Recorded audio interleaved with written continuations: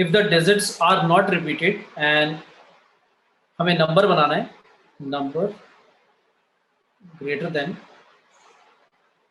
10,000 using digits, जो digit दी हुए वो हैं 0, 2, 4, 6, 8 और विदाउट रिपीटेशन, रिपीटेशन अलाउड नहीं है। तो कितने नंबर होंगे ऐसे, जल्दी से बता दो।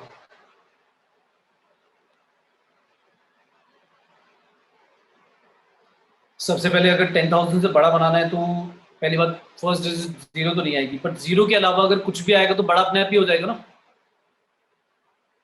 तो पहले प्लेस के लिए कितनी डिजिट अवेलेबल है मेरे पास? 4। नेक्स्ट के लिए 4, क्योंकि 0 भी आ सकता है। नेक्स्ट के लिए 3, फिर 2, फिर 1 है ना। क्लियर अभी आया सभी को समझ में? Yes. 2021 का पेपर का क्वेश्चन है एंड बहुत ही सिंपल सा लॉजिक था, इसमें कुछ नहीं लगाना था, बस ध्यान से समझना है क्वेश्चन को कि पूछ क्या रहा है। ऐसे क्वेश्चन तो मतलब टाइम बचाएंगे तुम्हारा। अब जो एक और क्वेश्चन आया था वो भी कॉम्बिनेशन से ही है, बट इसमें थोड़ा सा कॉन्सेप्ट जो थोड़ा सा एडवांस था, बताना है, थोड़ा सोच के बताना कि क्या करना है इसमें। The sum of all elements, ये दोनों ही की पेपर में आए थे question. The sum of all elements of set 1, 2, 3, 100 तक such that HCF of n and 2040 is 1। ये कह रहा है जो n लेना है हमें वो इस सेट से लेना है, 1 से लेकर 100 तक कोई भी नेचुरल नंबर ले लो। अब जब हम HCF निकालें n का और 2040 का, तो उन दोनों का HCF 1 आए, तो मुझे पता है कि भाई 2040 के साथ अगर मैं 1 का HCF लूंगा तो 1 आएगा, 2 के साथ 2 आ जाएगा, या और भी 2 ही आएगा, 2 से डिवाइड हो रहे हैं दोनों। 3 वाले के साथ HCF 1 आ जाएगा। तो मैं ऐसे काउंटिंग करने तो नहीं बैठूंगा क्योंकि ऐसे तो बहुत सारे नंबर्स हो जाएंगे। तो यहाँ पर कुछ ना कुछ तरीका लगेगा कि कैसे करना है सॉल्व। HCF तो सभी को पता है हाईएस्ट कॉमन फैक्टर होता है, तो कैसे स्टार्ट करें? पहले सबसे पहले HCF अगर समझना है तो कॉमन फैक्टर के लिए पहले इसका प्राइम फैक्टराइजेशन कर दें 2040 का भी। क्या होगा 2040 का प्राइम फैक्टराइजेशन?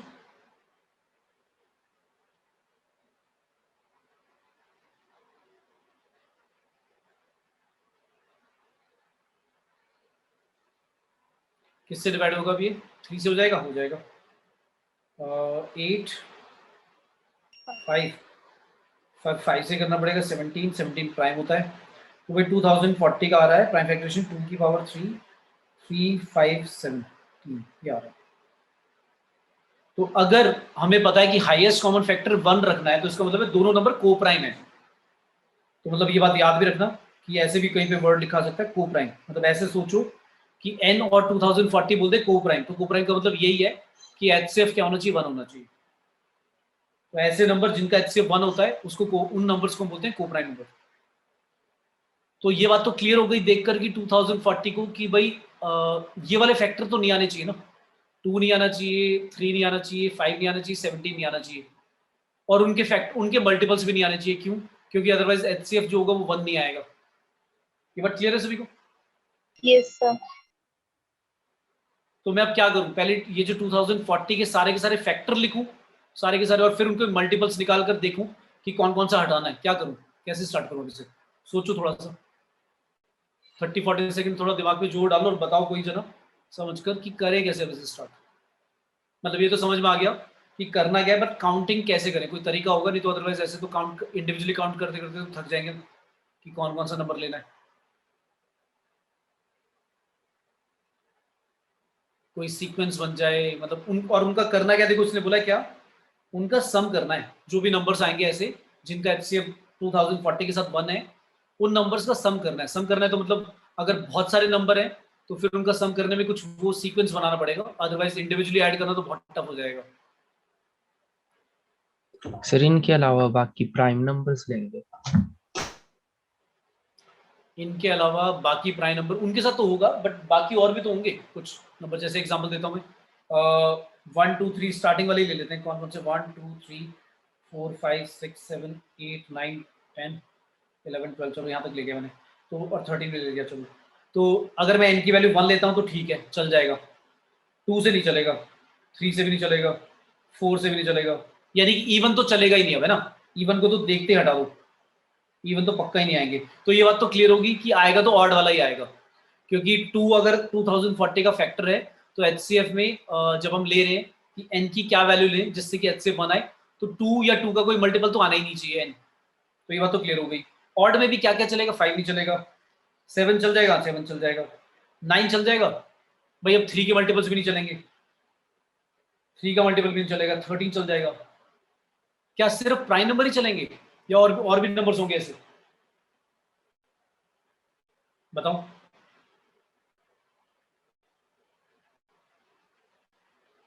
बताओ भाई, क्या क्या चलेगा। सर 7 के मल्टीपल्स भी आएंगे। 7 के मल्टीपल्स आएंगे, तो एक काम करूं मैं, हमने सबसे पहले डिसाइड किया 1 आ सकता है, हाँ आ सकता है, ठीक है। 1 के बाद अब ये समझ में आ गया कि इवन वाला कोई नहीं आएगा, तो इवन वाले अब भूल ही जाओ एक बार के लिए, ठीक है। फिर क्या करें, फिर हमने सोचा कि 3 का मल्टीपल भी नहीं होना चाहिए, तो 3 6 9 ये वाला भी नहीं आएगा कुछ, ठीक है। 5 भी नहीं आएगा क्योंकि 5 का मल्टीपल 5 भी एक आ रहा था ना इसमें, 5 का भी कोई मल्टीपल नहीं आएगा, ठीक है। नेक्स्ट, और 7 के मल्टीपल सारे चलेंगे, 14 को छोड़ के। 7, हाँ तो वो हटा देते हैं, काउंट कर लेते हैं 7। फिर क्या लूँ, नेक्स्ट क्या लूँ, 21, 21 भी तो नहीं आएगा, 21 भी तो नहीं आएगा, 3 का मल्टीपल हो गया तो बहुत ध्यान से हटाना है। क्या हटाऊँ, 7 हटा देता हूँ, सॉरी 7 तो रखना है, 14 हटा दिया, 21 हटा दिया, 21 के बाद क्या आएगा 28, 28 भी 2 का मल्टीपल हो जाएगा। फिर 35 में क्या होगा, 5 का मल्टीपल हो जाएगा। फिर 49 नहीं आएगा बस, है ना। 49 आएगा। फिर नेक्स्ट क्या आएगा, अब अगर मैं 7 का क्यूब करता हूँ, ऐसे सोचता हूँ, तो अब 7 का नेक्स्ट मल्टीपल कोई 14, मतलब अगर 49 के बाद आगे देखें तो कौन सा मल्टीपल आएगा, कोई समझ में आ रहा है। नेक्स्ट मल्टीपल क्या आएगा भाई, 11 जो है वो ऊपर वाले का फैक्टर नहीं है, तो 7 11 जब भी काम कर जाएगा ना, 77 भी आ सकता है, क्लियर है। यस Yes, और sir. 49 से 70 तक तो कोई नहीं आएगा, क्यों, 56 2 का मल्टीपल हो जाएगा, तो इवन वाले तो भूल ही जाओ। 56 के बाद 63 3 का मल्टीपल हो जाएगा, 10 पे 70 और फिर 71 के बाद 77 के बाद क्या आएगा, 91. 77 के बाद जैसे 84 तो भूल जाओ, 84 के बाद 91 आएगा, तो 91 ले सकता हूँ क्या, 91 होगा क्या, 13 into 7 होता है, वो भी चलेगा। और इसके Yes. बाद तो फिर लेना ही नहीं है, फिर तो लेना ही नहीं है। चलो ये वाले भी समझ में आ गए कितने हैं। इनका सम मैं वैसे तो ऐड करके निकाल सकता हूँ, नहीं तो एपी का भी सम बना सकता हूँ। कितने, अच्छा एपी तो नहीं बन रही होगी ना, एपी बन रही है क्या, 7 और 49 में कितना डिफरेंस है, 42। 42 फिर दोबारा 42 का तो नहीं है, तो चलो मैं ऐड कर लूंगा, तो 4 ही नंबर है ना, 4 नंबर को ऐड करना कोई बहुत बड़ी बात नहीं है, इसमें कर लूंगा मैं। 1 आ गया और ये वाले आ गए। अब बताओ और कौन से रह गए इसमें, जल्दी से। अब और कौन से रह जाएंगे, 2 3 5 7 हो गया। अब 8 वाला कोई नहीं होगा क्योंकि इवन वाला तो लेना ही है। 9 वाले भी कोई मल्टीपल नहीं आएंगे क्योंकि 9 3 से डिवाइड हो जाएगा। फिर प्राइम नंबर जो नेक्स्ट है वो कौन सा, 11। 11 को काउंट करा हमने, नहीं करा ना, 11 को हमने काउंट नहीं करा, तो 11 के साथ क्या क्या हो सकता है, 11 हो सकता है, और कोई बताएगा। 11 के साथ वही सेकंड थर्ड फोर्थ मल्टीपल, ये तो लेनी नहीं है, कौन सा मल्टीपल ले सकता हूँ, 11 के साथ 7 ले सकता हूँ, वो पहले से ले चुका हूँ मैं, डबल काउंटिंग हो जाएगी। फिर 11 के साथ और क्या ले सकता हूँ, क्योंकि 100 तक लेना है बस, है ना, कोई भी नहीं 100 तक। हाँ 11 के साथ 7 हो जाएगा, 13 बस, 11 into 11, बट n तो एक ही नंबर है ना, और 11 into 11 121, तो फिर बड़ा हो जाएगा 100 से, बस यही आएगा। अब और क्या रह गया फिर, नेक्स्ट बताओ जल्दी से, क्या रह गया, 13 13 अकेला, 13। अब आगे 13 समझ में आ गया कि आगे वाले प्राइम नंबर ही आएंगे, अब क्लियर है, आगे वाले तो प्राइम नंबर ही आएंगे ना। प्राइम नंबर बताएगा कोई 100 तक कितने होते हैं यार, 100 तक, लेकिन प्राइम नंबर तो बहुत सारे हो जाएंगे, फिर ऐड अप करना थोड़ा सा टाइम कंज्यूमिंग हो जाएगा, बस और कुछ नहीं है। अब मैं 100 तक सभी को पता है प्राइम नंबर, बता भी दो भैया एक बार, प्राइम नंबर 100 तक, 1 से 100 जल्दी से बताओ। पहला नंबर 2 किसी बच्चे को ऐसा तो नहीं लगता 1 भी प्राइम नंबर होता है? एक बार हैंड रेज कर दो जिनको लगता है 1 भी प्राइम होता है। ठीक है, अच्छा चलो लिखते हैं फिर 2। फिर नेक्स्ट बताओ। सर आगे ओड नंबर सभी फिर हाँ बताते जाओ, लेकिन 2 आगे, सारे odd number। क्योंकि प्रोबेबिलिटी में भी क्वेश्चन आ सकता है कि भाई 3 इतने इनके बीच में बताओ कितने प्राइम नंबर की प्रोबेबिलिटी क्या होगी। 3 फिर नेक्स्ट 5 कितना टाइम लगेगा? 5 7 11 13 11 13 17 17 19 23 हाँ यस कोई बच्चा बोल रहा है 9। सॉरी 9 सर, बोल रहा है भाई। सर नहीं नहीं नहीं सॉरी हाँ सर। हाँ मुझे भी लगता था, है ना 9 नहीं होता। फिर किसी ने बताया यार वो तो 3 का मल्टीपल भी होता है। ठीक है 29 23 के बाद 29 27 नहीं होगा। अभी तो देखो कई नंबर ऐसे आएंगे जो तुम्हें लगते होंगे प्राइम। अभी तो 9 तो चलो बहुत ऑब्वियस था, काफी सारे ऐसे नंबर लगेंगे जो प्राइम होते हैं बट होते नहीं है वो।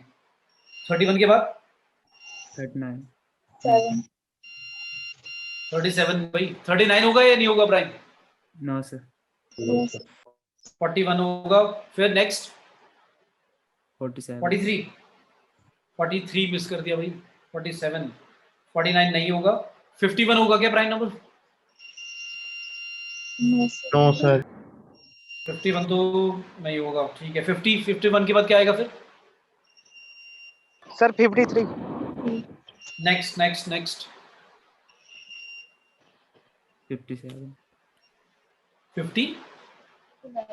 7 सर 59 हाँ कई बच्चों को 57 लग रहा होगा, नहीं होता भाई, 3 से डिवाइड हो जाएगा तो so 59 59 होगा। ठीक है 61 सर 61 यस होगा। sir होगा 63 नो सर sir होगा नहीं होगा 67 63 नहीं होगा भाई, 3 से डिवाइड हो जाएगा 21 टाइम्स। 67 होगा। 69 होगा या नहीं होगा? नो Sir, सर सर नहीं होगा 69 नहीं होगा भाई 69, क्योंकि फिर दोबारा 3 से डिवाइड हो जाएगा। 71 होगा। Yes, 71 के 73 होगा। 73 के बाद 79 होगा। 81 होगा या नहीं होगा prime? No sir sir no नहीं sir 83 यस sir होगा sir होगा 83 होगा। नेक्स्ट 83 के बाद नेक्स्ट बता दो क्या आएगा? 87 87 हाँ मुझे देखो 87 तो पक्का ही कॉन्फिडेंट था मैं।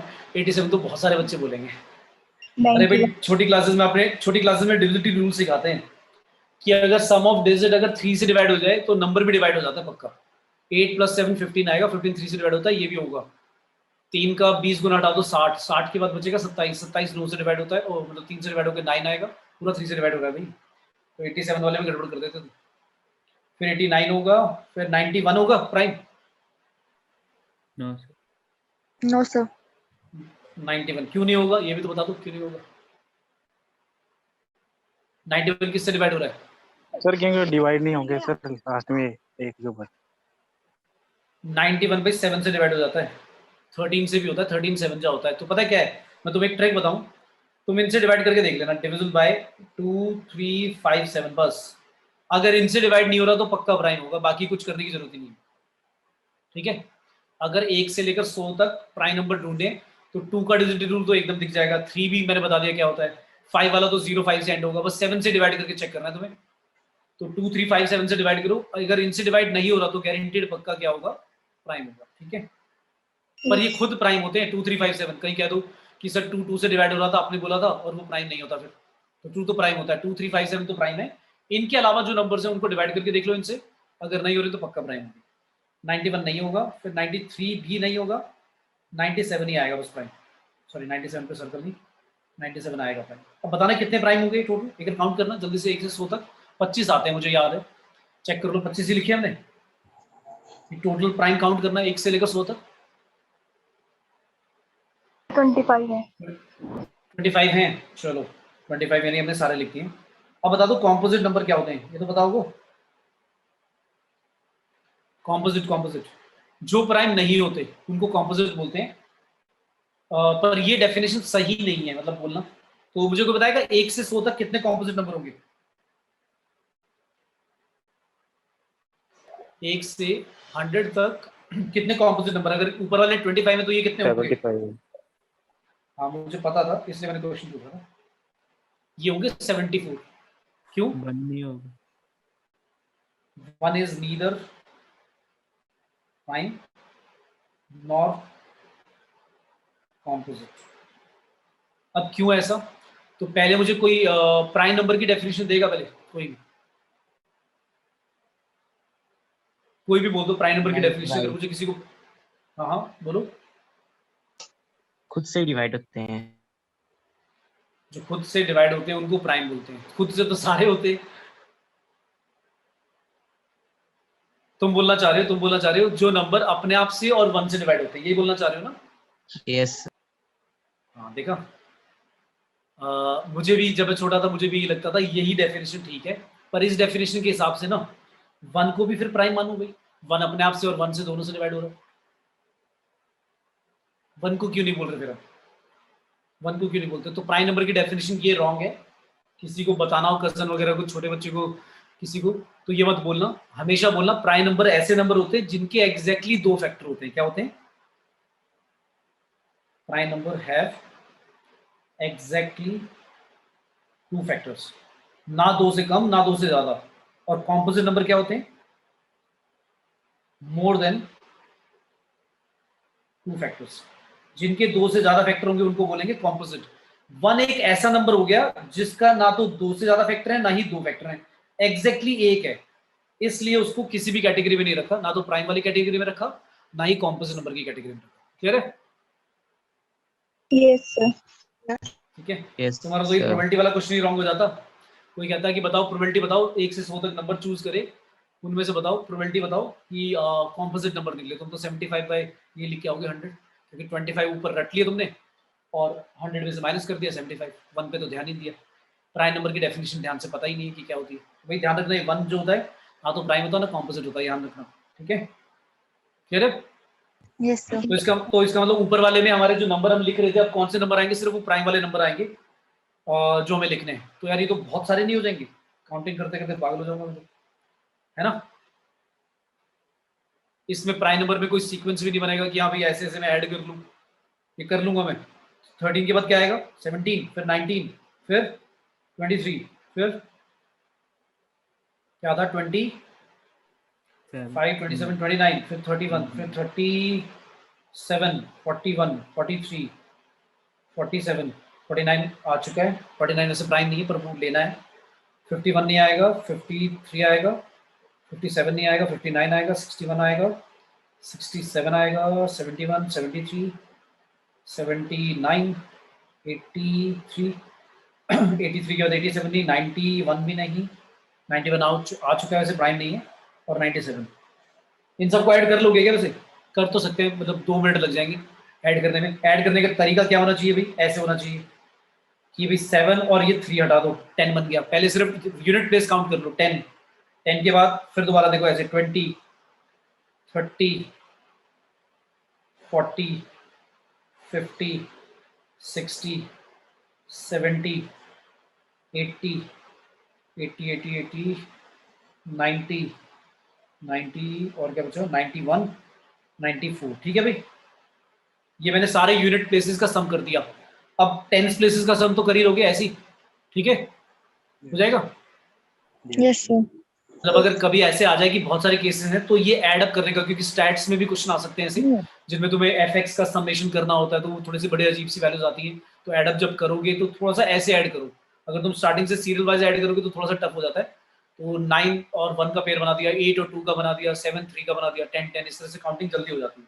ठीक है, तो मुझे जल्दी से कोई बताएगा इन सबका? अच्छा ऊपर वाले छोड़ दिए मैंने अभी, ये वाले भी तो काउंट करने थे, ऊपर वाले हमने करे नहीं। तो ये सारे ऐड अप करके टोटल निकाल लोगे। क्लियर है भाई? अच्छा मुझे बता दो, कुछ ऐसा नंबर रह तो नहीं गया जो छूट गए हमारे, जिनके साथ ऐसे बना जाए? ये सारे काउंट कर लिए ना हमने? ठीक है भाई, क्लियर है? तो ये एक बार ऐड अप करके देख लेना। आंसर वैसे आ रहा है इसमें 1251, ये आ रहा है sum of all possible values of n, सभी का समेशन ये आ रहा है। ठीक है भाई? यस ठीक है, या फिर भाई या फिर जैसे मैंने बोला था सीक्वेंस अगर बनेगा, मतलब अगर सीक्वेंस बनाना पड़े तो सीक्वेंस बना सकते हैं क्या कोई, क्योंकि ये तो रैंडमली बहुत ज्यादा हो गए नंबर्स। क्या सीक्वेंस कोई बना सकते थे हम, कि सम बोला है इतने सारे नंबर्स का तो उनका कुछ सीक्वेंस बना सकते हैं, तरीका बना सकते हैं। पहली बात हमने ये समझ में आ गया था कि इवन वाले तो कोई भी नहीं आएगा, मतलब इवन वाले में तो 2 भी पक्का नहीं आएगा और 2 के बाद तो इवन वाला कोई और नहीं आएगा, तो सारे ऑड वाले आएंगे। तो एक काम करूं मैं, एक काम बोला करता हूँ, जैसे प्रोबेबिलिटी में करते थे कि अगर बहुत सारे केसेस हैं तो हम क्या करते हैं, टोटल में से वो वाले हटा देते हैं जो नहीं चाहिए। तो क्या क्या करूंगा मैं पहले टोटल ले लूंगा, क्या क्या सिर्फ ऑड वालों का सम ले लूंगा, 1 3 5 कहां तक, 99 तक, ये ठीक है। अब इसमें से मुझे कुछ नंबर हटाने जो कि जिनके साथ एच से 1 नहीं आएगा, ठीक है भाई। तो कौन से नंबर हटाऊं पहले, सबसे पहले बताओ। 1 3 5 इसमें 2 या इवन नंबर तो आए नहीं, तो उनको तो हटाने का कोई मतलब ही नहीं है। 3 के मल्टीपल हटाने में ना, यस सर। Yes sir. पर 3 के वो वाले मल्टीपल हटाने जो 2 के मल्टीपल नहीं है। क्यों? क्योंकि 2 के मल्टीपल तो ऊपर काउंट नहीं हुए ना, तो अगर तुमने 6 भी हटा दिया तो गड़बड़ हो जाएगी, क्योंकि 6 ऊपर काउंट ही नहीं करा तो क्यों हटाऊं। तो 3 हटाऊंगा और क्या हटाऊंगा बताओ, 3 के बाद 9 हटाऊंगा, 9 के बाद फिर इवन वाला छोड़कर नेक्स्ट मल्टीपल क्या आएगा, 12 के बाद 15 आएगा। ये समझ में आ गया, कहां तक चलेगा ये, 99 तक, ये ठीक है। ठीक है, फिर और कौन से हटाने, अब हमने जो ऊपर काउंट करे हैं उसमें हमने 5 के मल्टीपल्स भी काउंट करे हैं, तो 5 वाले भी हटाने, तो 5 हटा दिया एक तो, और क्या हटाऊं बताओ। 5 के 10 तो हटाने की जरूरत नहीं है, क्यों? क्योंकि 10 तो इवन वाला, वो तो काउंट भी नहीं करा हमने। फिर नेक्स्ट कौन सा हटा सकता हूं 5 के बाद, जल्दी से बोलो। 10 नहीं हटाना, 15 हटाना है, 15 तो ऊपर वाले इसमें हटा दिया, 3 के मल्टीपल में हट जाएंगे वो तो 15। फिर क्या हटेगा नेक्स्ट, 20 नहीं आएगा, फिर 25 हटेगा, राइट। यस 25 के बाद बताएगा कोई क्या हटाना है, 35 25 के बाद, 25 के बाद 30 नहीं होगा, 35 होगा, हाँ होगा भाई, 35। Yes sir. 40 नहीं होगा, 45 होगा या नहीं होगा, नो सर सर। हो 45 3 में हट जाएगा, दोबारा हटाने की जरूरत नहीं है। नेक्स्ट 50 नहीं हटेगा, 55 हटेगा, 55 के बाद 65 हटेगा, 55 65 3 का मल्टीपल नहीं होता, वो भी हटेगा। 75 नहीं हटेगा, 3 का मल्टीपल हो जाएगा। 85 हटेगा, यस 85 के बाद 95 हटेगा, 95 Yes, 95 हटेगा, 95 राइट, यस क्लियर है, ठीक है। अब Yes. और कौन से हटाने हैं? या हो गए बस भाई। हमने 1 3 5 जो ऊपर ऑड नंबर्स लिए थे उसमें हमने सारे के सारे ऑड वाले नंबर्स हटा दिए, फिर 7 सॉरी ऑड। अच्छा एक मिनट एक और रह गया, क्या रह गया, 7 का कोई मल्टीपल आएगा क्या ऊपर ऑड वाले में, बताओ भाई। पर 7 वालों को हटाना है या नहीं हटाना, पहले ये सोच लो। हमें कौन कौन से हटाने थे, इवन हटाने थे क्योंकि इवन नहीं होना चाहिए, 3 का मल्टीपल हटाना था, 5 का मल्टीपल हटाना था, और किस किस का हटाना था। प्राइम फैक्टराइजेशन देखो ना, 2 का मल्टीपल 3 5 और 17, 2 के तो आए नहीं, पहली बात तो 3 वाले हमने हटा दिए, 5 वाले भी हटा दिए, अब किसका हटाना है, बस 17 का हटाना है। 17 17 का 17 सिर्फ एक हटेगा, 17 का और कोई मल्टीपल भी हटेगा, अब तो कोई मल्टीपल नहीं हटेगा मेरे ख्याल से, क्यों? क्योंकि 17 में अगर मल्टीपल काउंट करोगे तुम 1 2 3 इस तरह से, तो 17 हट गया, 17 का डबल 34 तो काउंट ही नहीं हुआ, तो हटाऊं क्या। थर्ड मल्टीपल लेना नहीं है क्योंकि वो 3 वाले में आ जाएगा, फिफ्थ मल्टीपल भी नहीं लेना। और 17 5 का कितना होता है भाई, 85 और फिर 17 का 7 टाइम्स कितना होता है, 109 या 119 भाई। 119 तो बहुत बड़ा हो गया, 100 से भी बड़ा हो गया, तो 17 के भी सिर्फ 17 ही हटेगा, बात क्लियर होगी, ठीक है। यस अब एक बार ये देख लो, ये वाले एपी तो तुम लिख सकते हो, ये तो एपी है पूरी की पूरी भाई। इस एपी में कितनी टर्म्स है टोटल, कोई बताएगा देख कर ही, टोटल ये 1 से लेकर 99 कितनी टर्म्स हैं, 50 हैं या 49 हैं, बिना सॉल्व करे बता सकता कोई, 50 ही होगी ना, या 49 हैं, बताओ। 50 सर। 50 है, इनका सम बताओगे। अच्छा तुम इसके सम के लिए तुम कहोगे सर ये वाला फॉर्मूला लगाओगे ना, a प्लस 49 इंटू डी, ये करोगे ना। तो मैं एक शॉर्ट ट्रिक बताऊं, ये भी याद रखना। पहले n ऑड नेचुरल नंबर का सम, अगर पहले फर्स्ट 1 से लेकर n ऑड नेचुरल नंबर का अगर सम करते हो आप, पता है क्या आता था छोटी क्लासेस में अगर पढ़ा हो तो, जितने भी ऑड नेचुरल नंबर का सम करोगे उसका स्क्वायर आएगा। मतलब आपने 1 लिया तो 1 का स्क्वायर 1, 2 ऑड नंबर्स का सम करा 2 का स्क्वायर 4, 3 ऑड नंबर का सम करा 9, 3 का स्क्वायर, 4 ऑड नंबर लोगे 4 का स्क्वायर। तो ये कितने ऑड नंबर हैं? 50 है ना, 50 ऑड नंबर है, तो इनका सम यही आएगा भाई। 2500 करने की भी जरूरत नहीं है, ठीक है, कर लो वैसे भी वही आएगा, पर बिना करे भी देख लो यही आएगा। क्लियर है? 49 इंटू 2 98, 98 प्लस 2 करोगे 100, 100 इंटू 50 हो जाएगा तुम्हारा 50,000, 5000 डिवाइड बाई 2 2500। वैसे भी याद होना चाहिए कि भाई फर्स्ट n ऑड नंबर्स का सम जो होता है वो उन जितने भी ऑड नंबर लेते हैं उसका स्क्वायर होता है। मतलब n अगर ऑड नंबर लेते हो पहले उनका सम करते हो तो n स्क्वायर आएगा, ये याद भी रखो। तो इसका तो सम आ गया। अच्छा ये एपी बन रही है क्या, देखना 3 9 16 और 3 9 15, 15 के बाद आएगा 18 नहीं आएगा, फिर क्या आएगा 21। ये तो एपी बन रही है ना भाई, 6 का डिफरेंस है ना इसमें, ये तो एपी बन रही है, तो इसका सम तो मैं चलो निकाल लूंगा, इजी है, एपी का सम लगा दूंगा। क्या ये एपी बन रही है क्या? 20 का डिफरेंस, फिर 10 का डिफरेंस, फिर 20 का डिफरेंस, फिर 10 का डिफरेंस। अच्छा ये एपी नहीं है, तो अगर ये एपी नहीं है इसको तो वैसे ही ऐड कर लोगे यार, 5 5 5 है सबके पीछे, हो जाएगा ऐड। Yes, sir. तो एफर्ट तो इसमें भी लग रही है, मतलब इसमें सीक्वेंस तो बन रहे हैं बट थोड़ा एफर्ट तो इसमें भी लग रहा है, मतलब लेंदी है, थोड़ा सा टाइम लगेगा इस क्वेश्चन में, ठीक है भाई, क्लियर है? Yes, sir. तो तुम्हारा किसी क्वेश्चन में टाइम बचा देगा, जैसे ऊपर वाला क्वेश्चन था, ये कितना इजी क्वेश्चन था, मुश्किल से 10-20 सेकंड में 4 3 2 4 4 3 2 1, मुश्किल से 10 सेकंड में हो जाएगा क्वेश्चन, समझ में आ रहा है तो इसका 1-1.5 मिनट इसमें काउंट कर लो, तो 3-4 मिनट में ये वाला क्वेश्चन भी हो जाएगा, ठीक है। और मैंने दोनों तरीके बता दिए कि भाई जैसा अप्रोच आपको समझ में आए, क्योंकि कई बार ऐसा होता है कि हम एक तरह से सोच रहे हैं, उससे लग रहा है कि बहुत लेंदी हो रहा है, तो स्किप करके दूसरा कुछ सोचो, ठीक है, क्लियर है भाई? चलो एक एरिया बाउंडेड का रीजन का क्वेश्चन दे रहा हूं। एरिया बाउंडेड बाय इस तरह से दिए हुए curve, X square plus 2y minus 1 equal to 0, Y square plus 4x minus 4 equal to 0, and इनको तीनों को देखकर समझ में आ गया क्या है भाई तीनों, क्या है ये तीनों? पैराबोला। लेकिन उसने जो एरिया बोला है वो बोला है अपर हाफ प्लेन, मतलब फर्स्ट क्वाड्रेंट और सेकंड क्वाड्रेंट। जैसे कभी कभी क्वेश्चन बोलता है कि फर्स्ट क्वाड्रेंट वाला एरिया निकालो, कभी बोल देता है कि मतलब बोलता नहीं है तो पूरा ही निकालना पड़ता है। अब वो कह रहा है फर्स्ट अपर हाफ प्लेन में निकालो।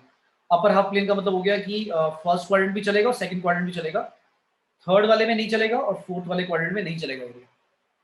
तो इसका पहले तो फिगर बना लो थोड़ा सा जल्दी से सभी के सब। ये 3 पैराबोला हैं, तीनों के तीनों कैसे बनेंगे, कैसे पास होंगे, उसके लिए अगर तुम्हें स्टैंडर्ड पैराबोला की इक्वेशन पता है कैसे बनती है तो थोड़ा बहुत आइडिया लगाकर आप पॉइंट लेकर पैराबोला बना सकते हो, मुश्किल नहीं है। पहले वाला पैराबोला बस ये बता दो अपवर्ड वाला है या मतलब वाई एक्सिस क्या लूंगा या एक्स एक्सिस क्या लूंगा, बस इतना बता दो। पहले वाला parabola Y axis. Y axis Y axis, Y में भी बता दो ऊपर वाला या नीचे वाला, नीचे मतलब वाला, ऊपर की तरफ Downward. माउथ ओपन होगा या नीचे की तरफ नीचे वाला, अपवर्ड, Downward. गलत हो गया, डाउनवर्ड होगा। क्यों होगा डाउनवर्ड, मुझे कैसे पता भाई? ऐसे देखो, इसे ऐसे लिखा हुआ है X square equal to minus का 2y माइनस 1। हमने क्या करा 2y और माइनस 1 को राइट साइड पे ले गए। अब इसको कंपेयर करो, ऐसे सोचो ये कैपिटल Y लिखा हुआ है और ये तुम्हारा कैपिटल एक्स स्क्वायर लिखा हुआ है, ऐसे है ये, समझ में आ गया? इसका तो ऐसा होता था ना पैराबोला, ऐसा बनता था, तो नीचे वाला पैराबोला ये। लेकिन क्या ओरिजिन से पास होगा? नहीं, ओरिजिन से पास नहीं होगा भाई। कहाँ से पास होगा फिर? मतलब ये तो पता लग गया कि ऐसा ही होगा, पर ओरिजिन से पास नहीं होगा, तो कैसा होगा? अगर मैं y की वैल्यू 0 पुट करता हूँ, ऐसे ले लो, अगर y की वैल्यू 0 पुट कर दो, थोड़ा सा आइडिया लग जाता है कैसे पास होगा। y की वैल्यू 0 पुट करके आपका x आएगा प्लस माइनस का 1, यानी कि 2 पॉइंटों पे तो यहाँ कट करेगा, और y एक्सिस पे कहाँ क्रॉस करेगा? x की वैल्यू 0 पुट कर दो तो y की वैल्यू आएगी 1/2 प्लस का, तो 0 1/2 आ गया समझ में? ये रहा भाई। Yes, sir. तो ऐसे जल्दी से एक बार तीनों पैराबोला बना लो। पॉइंट ऑफ इंटरसेक्शन भी थोड़ा सा नोटिस कर लेना कि कौन कौन से आ रहे हैं, हो सकते हैं कुछ कॉमन पॉइंट आएंगे इनमें। तो ये तीनों पैराबोला बना लो जल्दी से एक बार, फिगर फिर मैं बनाऊंगा, फिर चेक कर लेना सही बनाया या नहीं बनाया। फिर उसके बाद एरिया डिस्कस कर लेंगे कि कैसे निकालना है। क्वेश्चन खत्म। सारे बना लो भाई।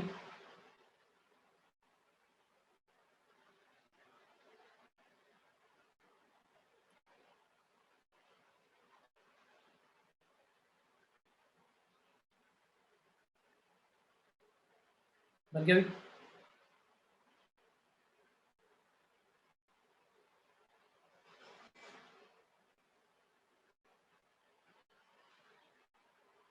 सभी ने बना लिया भाई।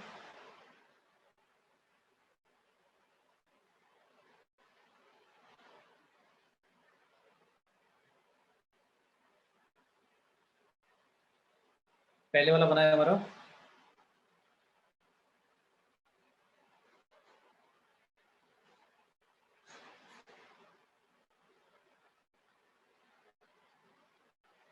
जैसे जब बनाते हो ना इक्वेशन भी लिख दिया करो, तो कई बार याद ही नहीं रहता कि हमने किसका किसका बना दिया भाई। X square plus 2y minus 1।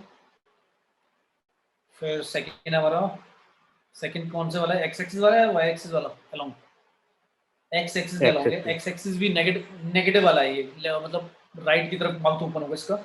और कहाँ से पास होगा ये? अगर मैं एक्स के लिए 0 पुट करता हूँ तो y प्लस माइनस 2 आएगा, और अगर y के लिए 0 पुट करूंगा तो x 1 आएगा। तो 1 0 से पास होगा।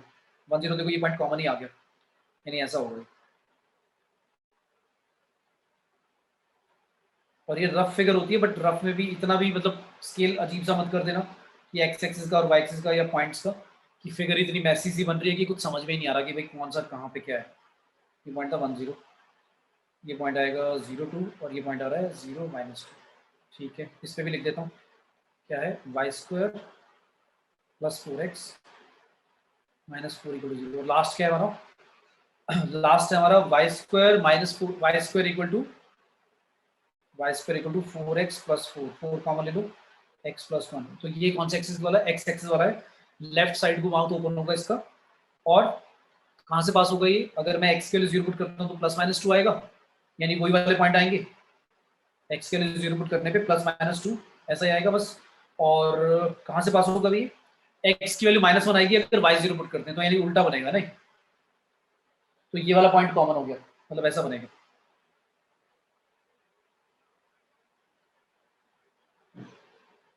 क्लियर है सभी को?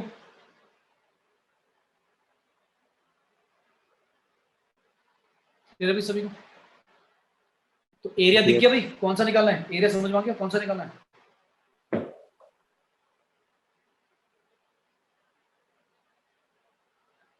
ये निकालना है ना? Yes. अच्छा, मुझे सिर्फ इतना बताना, क्या ये जो दोनों एरिया है ये मतलब इक्वल एरिया होगा फर्स्ट और सेकंड का? क्या यस यस सर। Yes. ना? बिल्कुल सिमेट्रिकल फिगर है, तो पता लग रहा है क्योंकि नीचे वाला तो एक ही है पैराबोला, और जो ये दोनों है ये तो एक तरह से सर्कल सिमेट्रिकल होते हैं। रेडियस 1 0 0 0, रेडियस दोनों के 1 1। तो ये तो वैसा है, तो मैं एक का एरिया निकाल के डबल कर दूं? Yes. एक का एरिया निकाल के डबल कर सकते हैं, निकालना जल्दी से। सेकंड वाले का एरिया निकाल के डबल करना, क्या आएगा? सेकंड वाले का एरिया निकालोगे कैसे? ट्वाइस कर रहा हूँ किसका? 0 से। अच्छा, कौन सा वाला पैराबोला ऊपर आएगा पहले? ये वाला ना, ये अपवर्ड वाला, और डाउनवर्ड वाला माइनस होगा नीचे वाला। तो ऊपर वाले की इक्वेशन क्या है? इसलिए मैंने कहा था इक्वेशन लिख लिया करो जब तीनों पैराबोला मैं बना रहा हूँ, और फिर मैंने लिखा ही नहीं कौन सा किसका इक्वेशन है, तो फिर मुझे चेक करने में 1 मिनट लग जाएगा कि अभी कौन सा किसका लिखा था, और गलत ले लिया तो रॉन्ग ही हो जाएगा। तो ऊपर वाला दिख रहा है भाई किसको? ये वाला है ना ऊपर वाला फर्स्ट? Yes sir. इसका y क्या आएगा? इसका y क्या आएगा? अगर मैं 2 कॉमन ले लूं रूट में से, क्या बचेगा? 1 माइनस एक्स। ठीक है, और 1 से कहां तक लेना है? 0 से लेना है कहां तक? 1 तक। माइनस क्या करूं? माइनस, ये मैंने कैसे लिया? सभी को क्लियर हो गया भाई? Y square equal to 4 minus 4x, 4 common लिया, 1 माइनस एक्स, और रूट ले लिया। 4 का रूट 2 हो गया, 2 बाहर निकाल दिया मैंने, और रूट 1 माइनस एक्स लिख दिया। नेक्स्ट का क्या आएगा? नीचे वाला पैराबोला कौन सा था भाई? नीचे वाला मैंने, 1 हाँ माइनस ये रहा एक्स। नीचे, ये वाला है, ये 1 माइनस एक्स स्क्वायर बाई 2 है ना? Yes sir. ठीक है भाई, हो जाएगा सॉल्व ये? ठीक है भाई, कर लोगे? Yes, sir. Yes, sir. ठीक है, और मैंने एक और चीज बोली थी आपको कि कभी अगर आपको स्ट्रेट लाइन के नीचे वाला एरिया निकालना और ट्रायंगल बन रहा है, राइट एंगल ट्रायंगल, और जिसका हाफ बेस इंटू हाइट लगा के आप एरिया निकाल सकते हो, तो इंटीग्रेशन करके निकालने की जरूरत नहीं है, ठीक है ना, टाइम बच जाएगा। और ऐसी सर्कल का भी पाई आर स्क्वायर लेकर, अगर आपको लग रहा है कि क्वाड्रेंट लेना है या पूरे सर्कल का एरिया लेना है, रेडियस पता है तो पाई आर स्क्वायर लगाकर ही ले लेना, ठीक है, क्लियर है भाई? ठीक है, नेक्स्ट क्वेश्चन। अच्छा मुझे एक चीज बता दो, अगर मैं ए और बी मैट्रिक्स हैं और ए प्लस बी का होल स्क्वायर ओपन कर रहा हूँ तो बताएगा कोई क्या आएगा? अगर दो मैट्रिक्स ए और बी हैं, इसका होल स्क्वायर ओपन कर रहे हैं तो क्या लिखूं?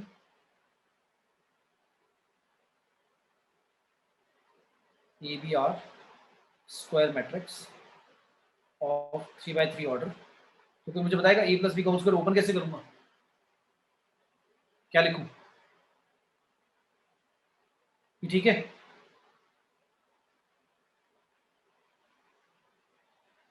ये ठीक है भाई? Yes no sir. जो यस सर कर रहे हैं भाई रॉन्ग हो गया वो। मैट्रिक्स में कॉम्पिटिटिव आइडेंटिटी एप्लीकेबल, मतलब जनरली एप्लीकेबल नहीं होती, मतलब ए बी और बी ए मल्टीप्लिकेशन में कॉम्पिटिटिव आइडेंटिटी नहीं चलती, प्लस में चलेगा। मैट्रिक्स में ए प्लस बी लिखो, बी प्लस ए लिखो, ठीक बात है। ए माइनस बी लिखो, बी माइनस ए, ये भी रॉन्ग है, ये तो होता ही नहीं है। मल्टीप्लाई वाला नंबर सिस्टम में चलता है, इसमें नहीं चलता भाई जनरली। अब आप कहोगे सर एग्जांपल देकर कि सर ए आई और आई आप बोलते हो एक ही बात होती है, तो मैं कहूँगा ये सिर्फ आइडेंटिटी मैट्रिक्स के साथ ऐसा होता है, जर्नली ऐसा नहीं होता, ट्रू नहीं होता। तो इसको अगर मैं ओपन करूंगा तो करेक्ट पता है क्या होगा इसका answer? A square plus A B plus B A plus B square, ये होगा, याद रखना है, ठीक है बात? क्लियर है? याद रहेगा? Yes, sir. पर अगर मैं आई प्लस ए के साथ होल स्क्वायर ओपन कर रहा हूँ तो मैं नॉर्मली कर सकता हूँ, मुझे पता है कि यार वो फर्क नहीं पड़ेगा, तो मैं ऐसे ही लिख सकता हूँ, कोई फर्क नहीं पड़ता। आई स्क्वायर आई आएगा, ए स्क्वायर लिख दूँ और इसका 2 ऐसे लिख सकते हैं। इसमें फिर वो ऐसे अलग अलग करके दिखाने की जरूरत नहीं है, चल जाएगा, क्योंकि आइडेंटिटी मैट्रिक्स के साथ वो चाहे पहले लिखा हो रहा हो या बाद में आ रहा हो, कोई फर्क नहीं पड़ेगा। क्लियर है? ऐसी क्यूब में भी फर्क नहीं पड़ेगा। आई माइनस ए का अगर होल क्यूब करना है तो a cube minus b cube minus 3a square b और प्लस का 3ab स्क्वायर, चल जाएगा, ठीक है मेरे भी? Yes, sir. और इसी तरह से वेक्टर जब हम पढ़ते हैं तो वेक्टर में जब आप डॉट प्रोडक्ट करते हो तो याद रखना, जब आप किसी का स्क्वायर करते हो ऐसे ए और बी वेक्टर प्लस करके और आप इसका होल स्क्वायर कर रहे हो, तो होल स्क्वायर का मतलब बाय डिफॉल्ट वो डॉट वाला प्रोडक्ट होता है। तो डॉट वाले प्रोडक्ट में मैटर नहीं करता कि हम ए बी लिखें बी ए, तो उसको भी नॉर्मली जैसे तुम ए स्क्वायर बी स्क्वायर ओपन करते हो ऐसे ओपन करके लिख सकते हो, ठीक है भाई? लेकिन अगर क्रॉस प्रोडक्ट होगा तो भी फिर रॉन्ग हो जाएगा, फिर आपको प्रॉपरली लिख कर एक एक करके करना पड़ेगा कि भाई ए क्रॉस बी अलग होगा, बी क्रॉस ए अलग होगा, ठीक है भाई? Yes, sir. ओके चलो, एक ए मैट्रिक्स गिवन है हमें, ए बी 0 डी, और ए बी और डी जो एलिमेंट्स हैं वो कहाँ से उठाए गए हैं? -1 0 और 1 इस सेट से लिए गए मतलब ए बी और डी की वैल्यू जो है वो या तो -1 0 या 1 यही हो सकती है। और बोला है एंड आई माइनस ए का whole cube is equal to I minus A cube, ये दिया हुआ है। और आई आपका कैसा मैट्रिक्स है? I is identity matrix 2x2 वाला ही है, पता है हमें। Then number of such elements in set, ये एक सेट दिया हुआ है, लेट्स से बी एक सेट है जिसमें ए मैट्रिक्स ऐसे होंगे जिसमें ए बी 0 डी एंट्रीज होंगी, जिसमें ए बी डी कहां से लिया गया है? -1 0 और 1 से। तो हमें बताना है कितने एलिमेंट्स ऐसे होंगे, कितने एलिमेंट्स का मतलब है ए वाले कितने मैट्रिक्स ऐसे बन सकते हैं, ये पूछ रहा है कि अगर हमें ऐसे मैट्रिक्स बनाने हैं जिसमें आई माइनस ए का होल क्यूब करने पे आई माइनस ए क्यूब आए, और जो ए मैट्रिक्स है वो 2x2 ऑर्डर का है जिसमें ए बी 0 डी एंट्रीज हैं, और ए बी डी क्या क्या हो सकता है? 0 हो सकता है, -1 हो सकता है, 1 रिपीटेशन भी चलेगा, सब कुछ चलेगा, लेकिन ये कंडीशन फॉलो होनी चाहिए। तो ऐसे कितने मैट्रिक्स होंगे बी सेट के अंदर जो ए वाले हैं वो बताने हम कितने पॉसिबल होंगे ऐसे। तो सबसे पहले तो क्या करोगे तुम, ये जो सर, ए माइनस आई माइनस ए इसको का होल क्यूब है देखिए, इसको फॉर्मूला खोल के इसको ऐसे देख सकते हैं कि 3a² आई और 3ai² इक्वल होगा। दोनों ये कह रहे हो ना, दोनों साइड ओपन करते हैं इसमें, है ना, मतलब दोनों क्या लेफ्ट साइड ओपन करते हैं पूरी की पूरी, क्या मेरा है लेफ्ट साइड आई ओपन आई करते स्क्वायर। हाँ तो आई क्यूब आएगा माइनस ए क्यूब आएगा, हमको करना ही है वो तो। थ्री क्या आएगा, ए का ए आएगा और प्लस का आएगा 3a² ये आएगा। मैंने वो जो ए इंटू आई स्क्वायर लिखना था वो भी ए लिख दिया, और ए स्क्वायर इंटू आई लिखना था वो भी मैंने ए स्क्वायर लिख दिया, क्योंकि आई से मल्टीप्लाई करके तो वही आता है आंसर। अब तो ये आ गया। अब तुम कह रहे हो ये कट गया, ये कट गया, तो यानी कि ये आ गया 3a² इक्वल टू 3a। इसका मतलब बेसिकली क्या आ गया, a² इक्वल टू a आ गया ना। चले, ऐसे मैट्रिक्स को याद है क्या बोलते थे? ऑर्थोगोनल। हाँ क्या बोलते थे भाई? ऑर्थोगोनल बोलते थे, इम्पोर्टेंट क्या बोलते थे? ऑर्थोगोनल कुछ पावर ले। ऑर्थोगोनल क्या होता था भाई, कोई बताएगा? ऑर्थोगोनल मैट्रिक्स, ऑर्थोगोनल मैट्रिक्स क्या होता था? स्क्वायर करने पे एक इक्वल आता था, इम्पोर्टेंट मैट्रिक्स में आता था ऐसा है भाई। ऑर्थोगोनल मैट्रिक्स का एक एग्जांपल, या पहले उसकी डेफिनेशन, ऑर्थोगोनल मैट्रिक्स क्या होता है याद आ रहा है किसी को? है भाई ऑर्थोगोनल मैट्रिक्स, चलो एक एक बताते जाओ। सबसे पहले इम्पोर्टेंट मैट्रिक्स याद आ रहा है किसी को?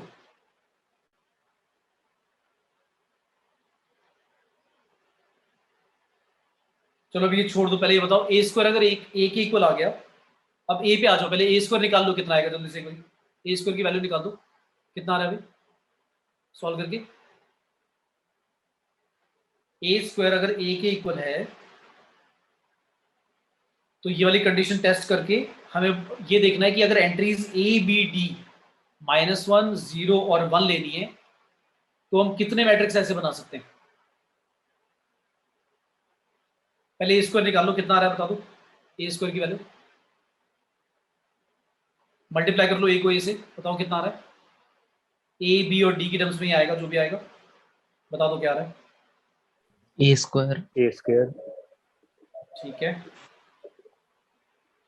ab आगे plus bd, A B plus bd, ठीक है 0, 0 b², सिर्फ B square d², D square ये आ गया ए स्क्वायर, और आप कह रहे हो किसके इक्वल है? ए के इक्वल है, ए बी 0 डी के।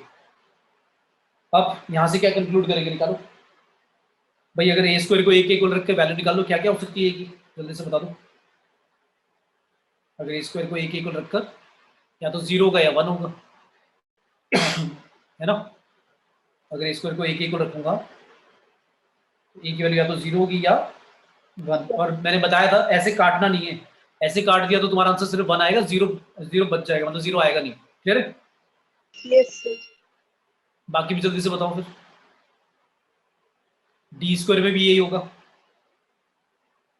और लास्ट 0 तो 0 के इक्वल है ही। अब A B plus B D equal to अगर बी रखते हैं तो फिर यहां से क्या कंक्लूड करेंगे, बताओ भाई। a plus d is equal to 1. So a plus 3 is equal to 1 है। भाई ए स्क्वायर अगर ए के इक्वल रखा तो ए की वैल्यू आ गई। अच्छा अगर मैं A B plus B D को बी के इक्वल रखता हूँ तो क्या आएगा?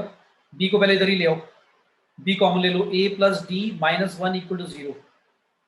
या तो बी की वैल्यू 0 होगी या फिर ये 0 होगा, ए प्लस डी -1 इक्वल टू 0, है ना। ठीक है यहाँ तक? yes sir, फिर अब क्या करें? अब a plus D -1 equal to 0 कब कब हो सकता है? हमें वैल्यू सिर्फ -1 1 और 0 हाँ सर मतलब a या d दोनों में से एक को 0 लेना पड़ेगा और एक को 1 लेना पड़ेगा, तो ही b के इक्वल आ जाए। हाँ नहीं, इक्वल टू 1 आ रहा है ना, a plus D equal to 1 आना चाहिए, ऐसे करेंगे है ना। नहीं मेरा जब मैंने b कॉमन लिया तो a प्लस डी -1 या तो 0 होगा या b 0 होगा ना, ये कंडीशन आई ना। तो तुम क्या कह रहे हो? सर जो a b plus b d equal to b लिखा हुआ है, मैंने कहा उनमें से एक को 0 ले लो और एक को 1 ले लो, तभी b आएगा।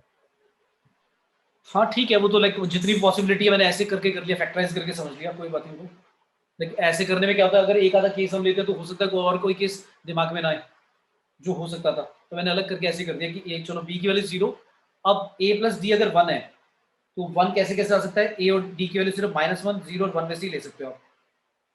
तो ये तो क्लियर हो गया कि एक ए और डी में से कोई एक 0 होगा और एक 1 लेना पड़ेगा, राइट। Yes, sir. तो या तो ए 0 होगा, डी की वैल्यू 1 होगी, या फिर ए की वैल्यू 1 होगी, डी की वैल्यू 0 होगी। और बी हमने क्या रखा है दोनों में, अच्छा नहीं बी तो अलग है ना केस। अगर मैंने ए की वैल्यू ऐसी ली और ए की वैल्यू और डी की वैल्यू ऐसे ली, अब बताओ इसमें बी रह गया हमारा, तो बी की वैल्यू हम क्या क्या ले सकते थे,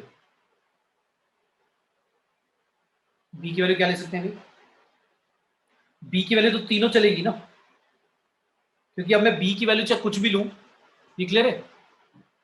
अगर मैंने ए और डी की वैल्यू इस तरह से ली कि ए 0 लिया, मतलब केसेस बना लो, ए की वैल्यू 0, डी की वैल्यू 1, बी की वैल्यू -1, बी की वैल्यू 0 से भी यही होगा और बी की वैल्यू 1 से भी यही होगा, क्लियर है।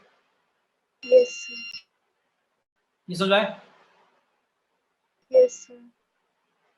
फिर इसी तरह से अगर मैं b को 0 ले लेता हूं, a की वैल्यू और d की वैल्यू कितने बन सकते हैं पेयर, अगर अच्छा इस वाले को काट ही दो क्योंकि b 0 इसमें काउंट नहीं करते, अगर इसमें काउंट करेंगे तो फिर इसमें डबल काउंटिंग हो जाएगी। तो मैंने b की वैल्यू -1 और 1 लेकर a की वैल्यू और d की वैल्यू सेम रखकर सॉल्व कर लिया, तो मैंने दो केसेस ये बना दिए। फिर दो केसेस और क्या बन सकते हैं, दो केसेस और क्या बन सकते थे, ये वाले बन सकते थे जिसमें a की वैल्यू 1 लें हम d की वैल्यू 0 लें, तो ये भी दो केसेस बन जाएंगे, क्लियर है भाई। Yes, sir. टोटल कितने केसेस हो गए, दो ये हो गए, दो ये हो गए, 4 हो गए। और क्योंकि हमें ए बी डी को ही असाइन करनी है वैल्यूज। अब मैंने बी 0 लिया, अब बी 0 लेकर ए और डी के लिए मेरे पास तीनों की तीनों चॉइस अवेलेबल है ना, बताओ भाई।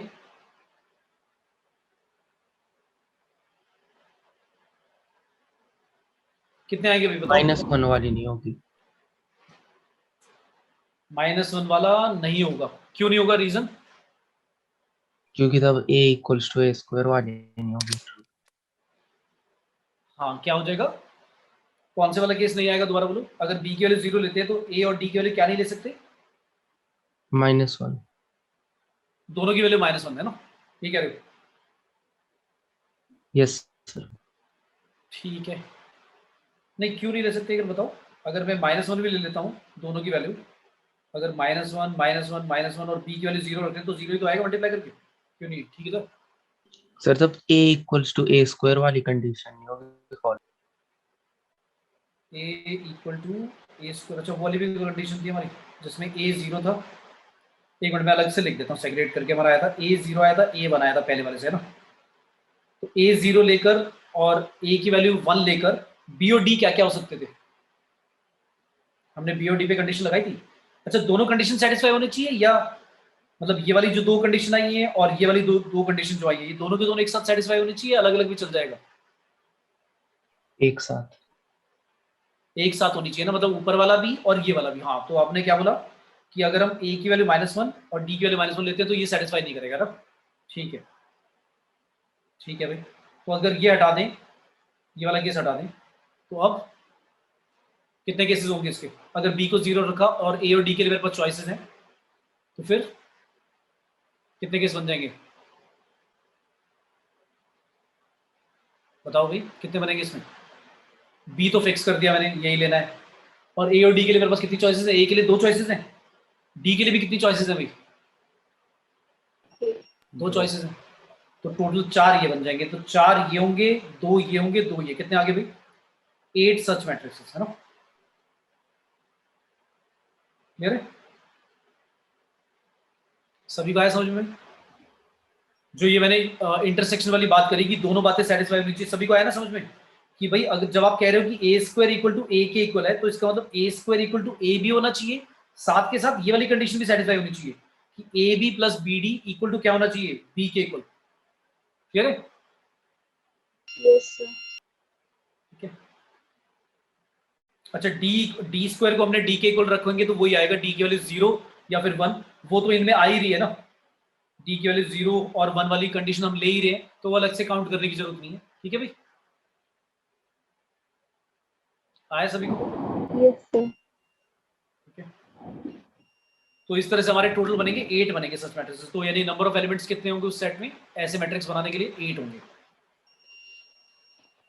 क्वेश्चन है कि इन एक्सपेंशन मल्टीनॉमियल थ्योरम वाला है, a प्लस 2b, याद है मल्टीनॉमियल थ्योरम वाला फॉर्मूला क्या था जनरल टर्म का? a plus 2b plus 4ab की पावर 10, इसमें कॉफिशिएंट ऑफ a की पावर 7 और b की पावर 8 का कॉफिशिएंट दिया हुआ है इज k टाइम्स 2 की पावर 16 और बताना है k की वैल्यू क्या होगी।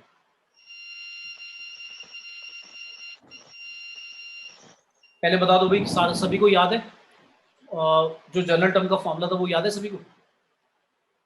n फैक्टोरियल क्या 1 होता? x factorial y factorial z factorial इसकी इसकी जनरल टर्म होती थी क्या, दोबारा बोलो?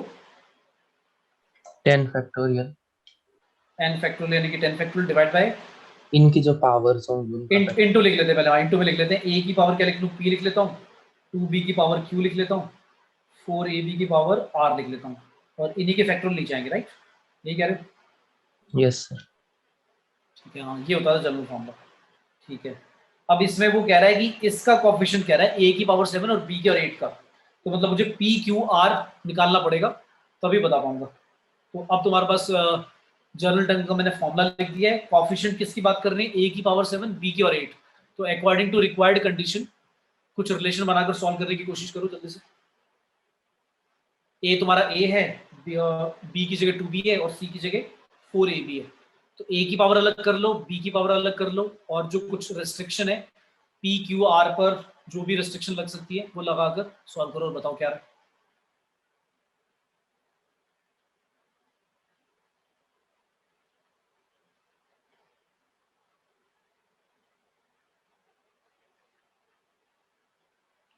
आया भी?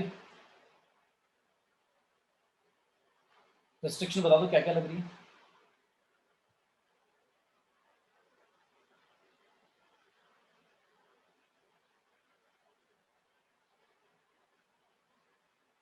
फिर सबसे पहले a की पावर अलग करोगे तो क्या आएगा? a की पावर हो जाएगी p प्लस r, b की पावर में क्या आएगा? q प्लस r, 2 की पावर q अलग करो, 4 की पावर r अलग करो, सारे ले लिए मैंने, a की पावर ले ली मैंने, 4 की r अलग कर दिया, a की r p प्लस r हो गया, b की बार q प्लस r हो गया, 2 की r अलग कर दी। ठीक है, 10 फैक्टोरियल एज इट इज, नीचे p factorial, q factorial, r factorial. आपको किसकी पावर चाहिए, मतलब कोएफिशिएंट किसका चाहिए? a की पावर 7, b की और 8, यानी कि p प्लस r कितना होना चाहिए? 7 होना चाहिए। q प्लस r कितना होना चाहिए? 8 होना चाहिए। 3 वेरिएबल है और 2 इक्वेशन है, तो इंडिविजुअल वैल्यूज, यूनिक वैल्यूज हम नहीं निकाल सकते। एक और इक्वेशन चाहिए, कोई बताएगा एक और इक्वेशन क्या होगी? p plus q plus r equal to 10।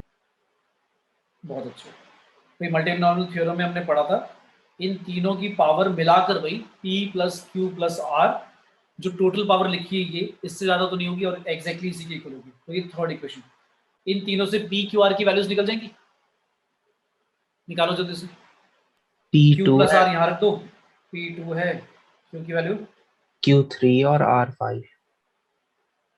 और क्या निकाला था मैं? इसका कोएफिशिएंट दिया हुआ था, तो कोएफिशिएंट आएगा क्या अगर हम ये वैल्यूज रखते हैं? रख दो। p की वैल्यू कितनी आई थी भाई, दोबारा बोलो, p की वैल्यू कितनी थी? 2 था, ठीक है। q कितना था? 3। r कितना था? 5। इनटू में a की पावर वो तो वही आएगी, 7 आएगी, b की 8 आएगी, बचेगा क्या? ये भी तो बचेंगे, 2 की पावर 3 और 4 की पावर क्या 3, इक्वल टू दिया हुआ है k, क्या दिया हुआ है भाई? k इंटू 2 की और 16, 4 की पावर 5, यहाँ से हाँ क्या 4 की पावर 5। 4 की पावर, अच्छा 4 की r था, 4 की पावर r है तो मैंने 3 लिख दिया, यहाँ पर 5 लिख लेना। ठीक है, तो यहाँ से k निकाल लोगे ना यार, क्या आएगा? ठीक है, हो जाएगा। Yes, yes sir. सर। ठीक है, तो मल्टीनॉमियल थ्योरम का मतलब बस फॉर्मूला बताना चाहिए, रिस्ट्रिक्शन कैसे लगानी है बस इतना बताना चाहिए, आंसर आ गया, खत्म। क्लियर है? ठीक है भाई। Yes, sir. नेक्स्ट क्वेश्चन दिया हुआ है हमें। अच्छा, सिमेट्रिक्स की भी अगर बता देता हूँ सारे मैट्रिक्स जल्दी से बताओ। सिमेट्रिक मैट्रिक्स क्या होता था जिसका ट्रांसपोज करने पे क्या है? सेम। इक्वली। स्क्यू सिमेट्रिक में क्या होता था? -a।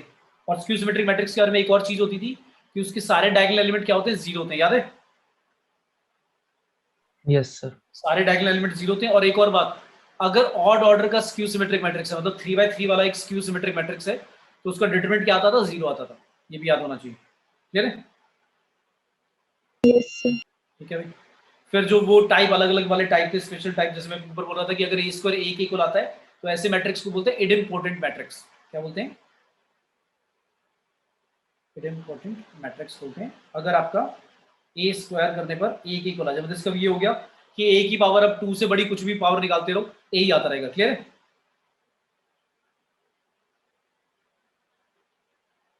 क्लियर है भाई? Yes, sir. अगर आपका स्क्वायर क्यूब वही सेम ही आ रहा है तो इडेम्पोर्टेंट मैट्रिक्स बोलते हैं उसे। निलपोटेंट क्या होता था, याद है? कोई पावर जीरो निलपोटेंट आ गया। मैट्रिक्स, हाँ, मतलब कुछ पावर करने पे भाई, मतलब ए की पावर, लेट से मैंने लिया ए की पावर पी, लेट से जीरो आ रहा है, लेकिन उससे जस्ट पहले वाली पावर जो होगी वो जीरो नहीं आ रही होगी। मतलब ऐसा नहीं कि नल मैट्रिक्स बोल देंगे हम, ये जीरो नल मैट्रिक्स नहीं आएगा। ठीक है? मतलब मैंने ए का क्यूब करा तो मेरा नल मैट्रिक्स आ गया, लेकिन ए स्क्वायर नल मैट्रिक्स नहीं था, उसमें कहीं ना कहीं पे नॉन जीरो एंट्रीज थी। ठीक है भाई? क्या याद रहेगा? Yes. एक होता था इनवॉलंटरी मैट्रिक्स, याद है?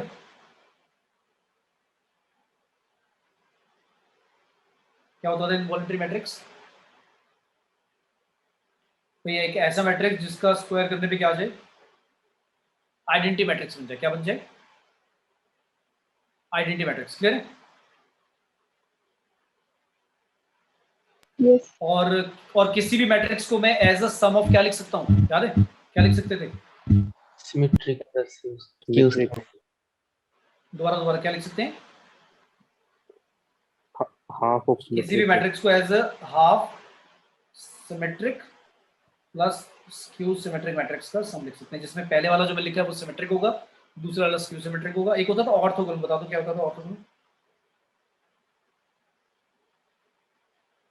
ऑर्थोगोनल मैट्रिक्स क्या होता था, जिसमें ए को अगर मैं उसके ट्रांसपोज से मल्टीप्लाई करूं तो क्या आएगा पता है? आइडेंटिटी मैट्रिक्स आएगा। क्या आएगा? Identity matrix. या फिर ए ट्रांसपोज इनटू ए करोगे तो ये भी आएगा। ठीक है? ठीक है भाई? मतलब बेसिकली इसी बात को और क्या बोल सकते हो, अगर मैं ए इंटू ए ट्रांसपोज कह रहा हूँ आइडेंटिटी मैट्रिक्स, तो इसका मतलब अगर मैं दोनों तरफ प्री मल्टीप्लाई कर दूँ प्री ए इनवर्स से, तो A inverse A transpose equal to I into A inverse, तो ए इनवर्स इक्वल टू क्या आ गया, ए का ट्रांसपोज आ गया। क्लियर है? याद रहेगा? ठीक है भाई? यस। तो यार ये तो लाइक नोट्स वगैरह से या अपने फॉर्मुला लिस्ट मैंने बोला था अपने एक नोटबुक बना लो जहाँ पर ये चीज़ें याद रहेंगी, नहीं तो अगर याद नहीं रहेंगे तो गड़बड़ कराओगे तो। ठीक है? सर नीलपोटेंट मैट्रिक्स में कुछ ऑर्डर भी तो होता था। इसमें n की पी मतलब ऑर्डर क्या, मतलब कि p का हमें वैल्यू कितना लेना है? कि पहली बार जब जीरो आता उसको भी तो बोलते थे कुछ। किस पहली पावर बार पर मतलब क्या पहली चीज़? बार, किस पावर पर पहली बार हाँ zero? हाँ, उसको ऑर्डर बोलते हैं। हाँ ठीक है। जैसे मतलब देखो p पर अगर मैंने करा ए स्क्वायर जीरो नहीं आया नल मैट्रिक्स, ए क्यूब भी नहीं आया नल मैट्रिक्स, और ए 4 पे आ गया, तो इसका क्या होगा, ऑर्डर क्या होगा? 4, राइट? ठीक है? Yes. मतलब मिनिमम कितना, क्योंकि ए की पावर 4 के बाद तो अब मैं कुछ भी कर लूँ 5 6 7 वो तो सारे जीरो आएंगे, नल नल मैट्रिक्स आएंगे। क्लियर है? Yes, sir. ठीक है भाई? क्लियर है काफी? Yes sir. नेक्स्ट है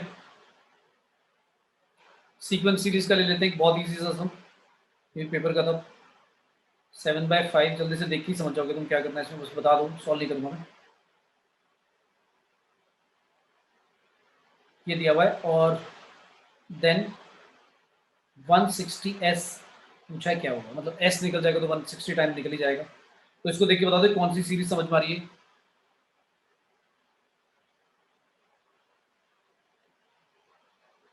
बताओ भाई, इसमें एक जीपी दिख रही है तुम्हें? Yes sir. जीपी दिख रही है अभी हमें। और क्या दिख रहा है? एपी दिख रही है? एपी दिख रही है या नहीं है एपी? एपी तो नहीं है ना भैया? नहीं एपी नहीं है भाई। 7 9 13 ये तो डिफरेंस बढ़ता जा रहा है, मतलब डिफरेंस एपी में जा रहा है। फिर क्या करें? क्या करें? याद आ रहा है कुछ? कॉमन रेशियो से मल्टीप्लाई। अगर अगर हाँ, अगर डिफरेंस तुम्हारा क्या आ रहा है, अर्थमेटिक और ज्योमेट्रिक वाला वो सीरीज वाला तरीका, जिसमें अगर डिफरेंस तुम्हारा एपी में आ रहा है, तो एक काम करते हैं, एस को किससे मल्टीप्लाई कर देते हैं? बताओ किससे मल्टीप्लाई करते थे? आर से। आर मतलब कितना? 1/5 से। तो क्या आएगा? 1/5 एस इक्वल टू आ जाएगा, और यहाँ लिखना स्टार्ट कर दो। 7/5 square, 9/5 cube, 13/5 cube, 4 dot dot dot. अब हमें पता है कि डिफरेंस 7 9 13 इनका डिफरेंस एपी में चल रहा है। तो अब अगर एपी बनानी है हमें, तो इन दोनों को माइनस कर दो। क्या आएगा? 4/5s इक्वल टू आएगा 7/5 एज इट छोड़ दो। 9/5 स्क्वायर में से 7/5 स्क्वायर माइनस करके 2/5 स्क्वायर, सब में से 2 कॉमन आ जाएगा। नहीं 2 नहीं, एपी में चलेगा, सॉरी। अब क्या आएगा? 13 में से 9 माइनस करोगे क्या बचेगा? 4। फिर नेक्स्ट क्या बचेगा? 6। अब दिख रहा है एपी बन गया। जो न्यूमरेटर में टर्म लिखी हुई है भाई, वो दिख रही है सारी एपी में। Yes, sir. अब क्या करें? इसके बाद क्या करें बताओ? सब में से क्या कॉमन ले लूं? न्यूमरेटर में से क्या कॉमन आ सकता है सब में से? बताओ भाई, सब में से न्यूमरेटर में से 2 कॉमन ले लूं? Yes, sir. 2 कॉमन लेंगे तो क्या बचेगा? 1/5 square, 2/5 cube, 3/5 4 dot dot dot. इसका सब निकाल सकते हैं? कैसे निकलेगा?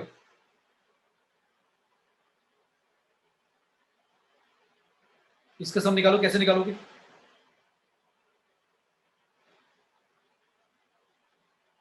बोलो भाई, क्या करते थे अब इसमें?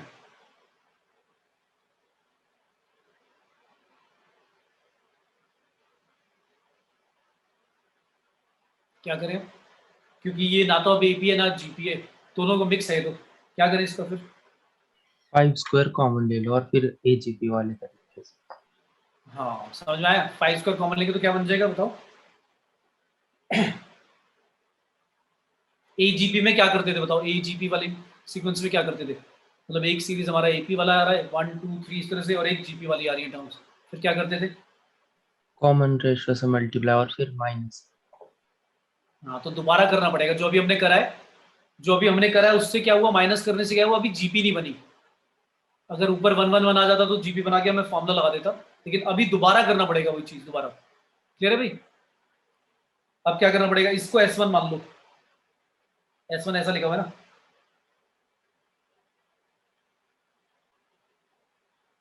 अब किससे मल्टीप्लाई कर दूं? 1/5 से मल्टीप्लाई कर दूं फिर दोबारा?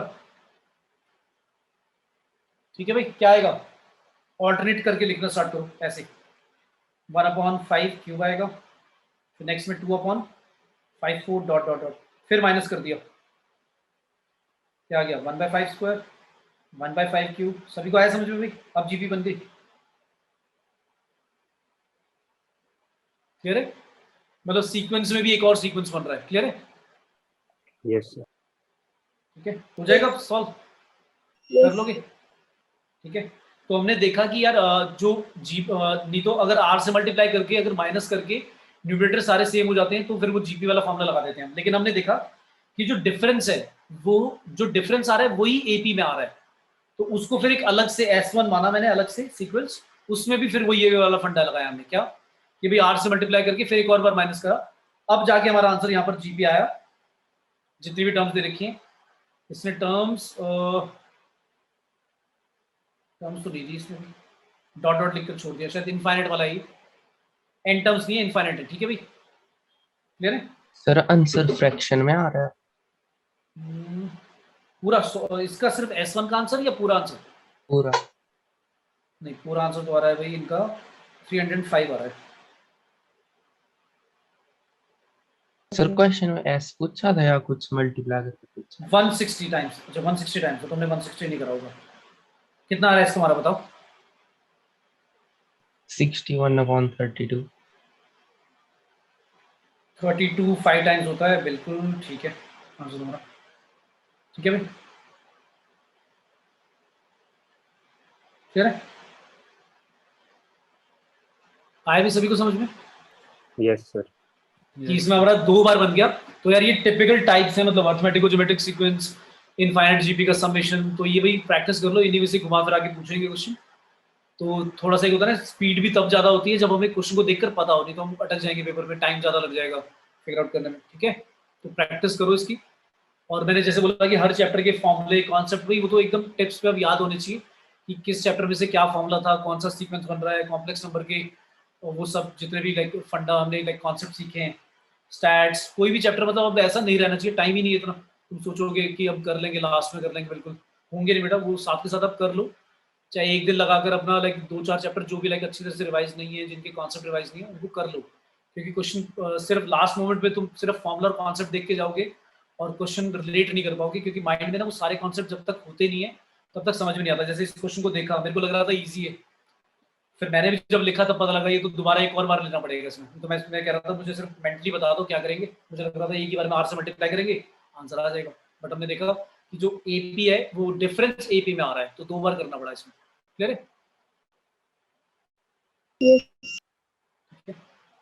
तो अपने फॉर्मूले कॉन्सेप्ट अगर सारे के सारे जो चैप्टर लगते हैं आपको नहीं अच्छी तरह से, उनको लर्न करके लिख लो। नोट्स वगैरह सारे फोल्डर में अवेलेबल है, तो वहाँ से भी देख सकते हो।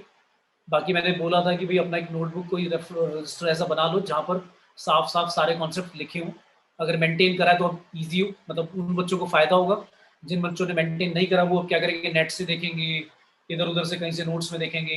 तो उसमें क्या होता है ना, जो कोई और लिखता है वो सारे के सारे लिखता ही नहीं है। मैंने भी शायद भेजा था एक सारे फॉर्मूला कॉन्सेप्ट का, तो उसमें क्या होता है ना, सारी चीजें नहीं होती, और वो जो फॉर्मूले कुछ ऐसे लिखता है जो उसी को समझ में आ रहे होते हैं जो लिख रहा होता है। तुम देखोगे तो तुम्हें समझ ही नहीं आ रहा होगा कहाँ पे इसने क्या लगा दिया, कैसे कर दिया, मैनिपुलेशन कर दी। ठीक है, तो कम से कम अपने फॉर्मूले कॉन्सेप्ट भी अच्छी तरह से गो थ्रू करो, क्योंकि जो चैप्टर आते हैं उसमें अगर तुमने सारे कॉन्सेप्ट फॉर्मूले अगर माइंड में नहीं है तो क्वेश्चन रिलेट नहीं कर पाओगे क्या बोल रहा है। ठीक है, बाकी अपने अच्छी तरह से प्रिपरेशन करो, और जो मैंने बोला था यार, जो चैप्टर आते हैं उनको बहुत अच्छी तरह से कर लो कि यार इसमें से भाई 10 में से 90% चांस है कि मैं कर ही लूंगा। किसी टॉपिक को 60% 70% ये कहकर मत छोड़ दो कि भाई चलो हो गया, देखी जाएगी। अगर ऐसे कर लिया ना तो फिर ऐसा हो जाता है वो कि 50-50% चांस होगा, आप क्या तो कराओगे या नहीं, तो फिर फायदा नहीं, और फिर तुम्हें लगेगा घर आकर कि थोड़ा सा और लाइक ढंग से कॉन्सेप्ट सीखा होता है वाला तो बहुत इजीली निकल जाता है क्वेश्चन। तो ऐसे किसी में रिग्रेट नहीं रहना चाहिए। ठीक है, क्लियर है भाई? यस सर, चलो ओके बेटा, thank you sir. Thank you. Thank you sir. Thank you बेटा।